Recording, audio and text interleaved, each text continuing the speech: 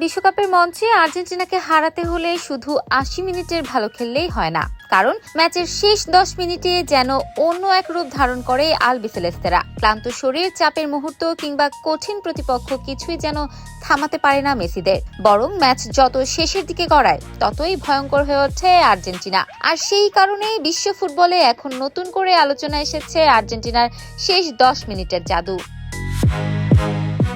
চলতি বিশ্বকাপে আর্জেন্টিনার নকআউট পর্বের ম্যাচগুলো দেখলেই বিষয়টি স্পষ্ট হয়ে যায়। রাউন্ড অফ 32-এ কেপ ভার্দের বিপক্ষে ম্যাচের শেষ ভাগে তারা ম্যাচের নিয়ন্ত্রণ নিজেদের হাতে নিয়ে জয় নিশ্চিত করে। এরপর মিশরের বিপক্ষেও শেষ মুহূর্তের আক্রমণে প্রতিপক্ষের স্বপ্ন ভেঙে দেয় স্কালোনির শিষ্যরা। কোয়ার্টার ফাইনালে সুইজারল্যান্ডের বিপক্ষে নির্ধারিত ৯০ মিনিটে ছিল ১-১ সমতা। অনেকেই তখন ম্যাচটি টাই ব্রেকারে যাবে বলেই ধরে নিয়েছিলেন, কিন্তু অতিরিক্ত সময়ে আর্জেন্টিনা যেভাবে গতি বাড়ায় তাতে সুইস রক্ষণ একেবারেই ভেঙে পড়ে। জুলিয়ান আলভারেজ, লাউতারো মার্টিনেজের ধারাবাহিক আক্রমণে শেষ পর্যন্ত ৩-১ ব্যবধানে জয় নিয়ে সেমিফাইনালে ওঠে বিশ্ব চ্যাম্পিয়নরা। সেমিফাইনালে ইংল্যান্ডের বিপক্ষেও একই গল্প। পুরো ম্যাচ জুড়ে ছিল হাড্ডাহাড্ডি লড়াই। ইংল্যান্ডের শক্তিশালী ডিফেন্স বারবার আর্জেন্টিনাকে আটকে দিচ্ছিল, কিন্তু ম্যাচের শেষ ১০ মিনিটে আবারও বদলে যায় দৃশ্যপট। বলের নিয়ন্ত্রণ, দ্রুত পাসিং, উইং দিয়ে আক্রমণ আর প্রতিপক্ষকে চাপে ফেলার অসাধারণ ক্ষমতায় ম্যাচ নিজেদের করে নেয় আর্জেন্টিনা। শেষ পর্যন্ত ২-১ ব্যবধানে জিতে আরেকটি বিশ্বকাপ ফাইনালে টিকিট নিশ্চিত করে তারা।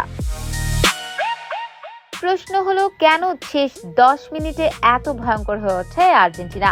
এর উত্তর লুকিয়ে আছে দলটির মানসিক শক্তি, ফিটনেস এবং কৌশলে। কোচ লিওনেল স্কালোনি এমন একটি দল গড়েছেন যারা শেষ বাঁশি বাজা পর্যন্ত বিশ্বাস হারায় না। ম্যাচের শেষ মুহূর্তেও তারা একই গতিতে প্রেসিং করে, বল দখলে রাখে এবং সুযোগ তৈরি করতে থাকে। আরেকটি বড় কারণ হলো দলের বেঞ্চ শক্তি। বদলি খেলোয়াড়রা মাঠে নেমেই নতুন গতি এনে দেন। ক্লান্ত ডিফেন্ডারদের বিপক্ষে তাদের দৌড় আর গতি ম্যাচের চিত্র বদলে দেয়। এছাড়া আর্জেন্টিনার মিডফিল্ডও শেষ সময়ে অসাধারণ ভূমিকা রাখছে। Enzo Fernandez, Alexis Mac Allister কিংবা রদ্রিগো ডি পলের মতো মিডফিল্ডাররা শেষ মুহূর্তেও পাসের ছন্দ ধরে রাখেন। ফলে প্রতিপক্ষের ওপর চাপ বাড়তেই থাকে। সেই চাপের সুযোগ কাজে লাগিয়ে ফরওয়ার্ডরা গোলের রাস্তা খুঁজে নেন। বিশেষ করে ম্যাচের শেষ দিকে প্রতিপক্ষের ছোট ছোট ভুলকে কাজে লাগানোর ক্ষেত্রে বর্তমানে বিশ্বের অন্যতম সেরা দল আর্জেন্টিনা। তবে শুধু কৌশল বা ফিটনেস নয়, এই দলের সবচেয়ে বড় শক্তি তাদের জয়ের মানসিকতা। বিশ্বকাপ জয়ের অভিজ্ঞতা থাকা অনেক খেলোয়াড় জানেন বড় টুর্নামেন্টে শেষ মুহূর্ত পর্যন্ত লড়াই চালিয়ে যেতে হয়। সেই অভিজ্ঞতাই আজ পুরো দলকে আত্মবিশ্বাস যোগাচ্ছে।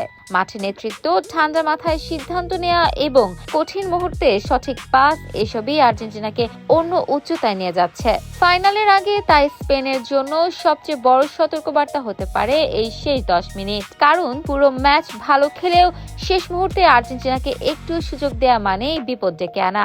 আলবিসেলেস্তেরা ইতোমধ্যে একাধিক ম্যাচে দেখিয়ে দিয়েছে শেষ বাঁশি বাজার আগে তাদের বিপক্ষে কোনো ম্যাচই শেষ হয়ে যায় না। বিশ্ব ফুটবলে অনেক দল শুরুটা দারুণ করে, আবার অনেক দল মাঝের সময় আধিপত্য দেখায়, কিন্তু বর্তমান আর্জেন্টিনার বিশেষত্ব হলো তারা ম্যাচ শেষ করতে জানে।